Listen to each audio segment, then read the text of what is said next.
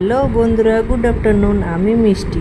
আজ আমি বানিয়েছিলাম ধোকার ডালনা। তো ধোকার ডালনা বানানোর জন্য তার আগের দিন রাতে আমি ডালটা ভিজিয়ে একটু আদা, কাঁচা লঙ্কা, নুন হলুদ দিয়ে বেটে ওটাকে ভাতের হাঁড়ির ওপরে ভাপিয়ে সেদ্ধ করে নিই। তারপর ওটাকে পিস পিস করে কেটে নিই যেরকম শেপ ইচ্ছে দিয়ে। তারপর ওটাকে কড়াইয়ে ছাঁকা তেলে ভেজে নিই। ভেজে নেওয়ার পর আমি কড়াইয়ে শুকনো লঙ্কা আর 5 ফোড়ন দিলাম।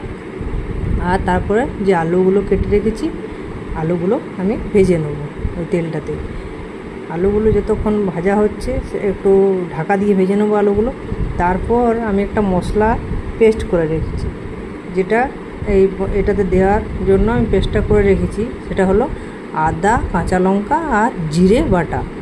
সেটার সাথে আমি একটু নুন, একটু হলুদ, একটু কাশ্মীরি মির্চ দিয়ে দেবো। তোমরা চাইলে লঙ্কা গুঁড়ো দিতে পারো, কিন্তু আমি বেশি ঝাল খাই না, সেই জন্য দিলাম।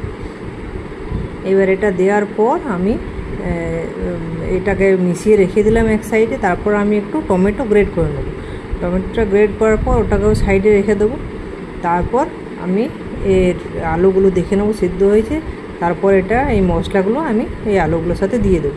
তারপর এটাকে ভালো করে কষিয়ে নেবো। একটু ঢাকা দিয়ে কষাবো যাতে আলুটাও সেদ্ধ হয়ে যায়। আর তেল ছেড়ে যাবে তখন আমি যাতে জল দিয়ে দিতে পারি।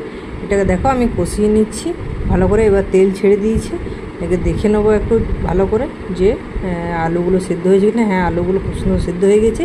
এবার আমি হালকা গরম জল এটাতে দিয়ে দিচ্ছি। এই গরম জলটা দিলাম, যতক্ষণ না একটু ফুটছে ততক্ষণ পর্যন্ত আমি ধোকার ডালনাগুলো দেবো না। এবার ফুটে গেছে, এবার আমি ধোকার ডালনাগুলো দিয়ে দিচ্ছি। এবার ধোকার ডালনাগুলো দেওয়ার পর আমি এটাকে স্লো করে আঁচটা রেখে দেবো, দিয়ে এটা কিছুক্ষণ সেদ্ধ হবে। তারপর ঢাকা দিয়ে দেবো ঝোলটা। আমি কিছুক্ষণ সেদ্ধ হওয়ার পর এটা যখন ফ্লেভারটা ঝোলের সঙ্গে মিশে যাবে তখন আমি এর মধ্যে একটু কারি পাতা মিলাবো। কারি পাতা যেটা আমি শুকনো করে রেখেছি, আমার শ্বশুরবাড়িতে কারি পাতার গাছ আছে, সেটা এনে আমি শুকনো করে ফ্রিজে রেখে দিই, যখন দরকার হয় দিই। এই দেখো আমি একটু কারি পাতা এটাতে দিয়ে দিলাম। কারি পাতা দিলে না ধোকার ডালনা যেহেতু নিরামিষ, সেহেতু ধোকার ডালনার ফ্লেভারটা খুব সুন্দর আসে। সেই জন্য এই নিরামিষ রান্নাতে বা একটু সবজি ডালে যদি কারি পাতা দেওয়া হয় তাহলে দেখবে খুব সুন্দর হয়। যদিও আমি খুব একটা রান্নাবান্না চাই না, তাও এটা বলে রাখলাম, ভালো লাগে খেতে।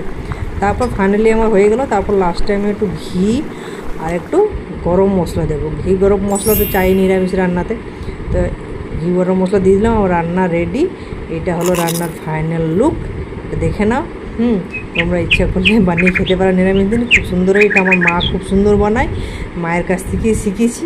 হ্যাঁ, আর এটা হলো ফাইনাল ধোকার ডালনা। তো কেমন লাগে?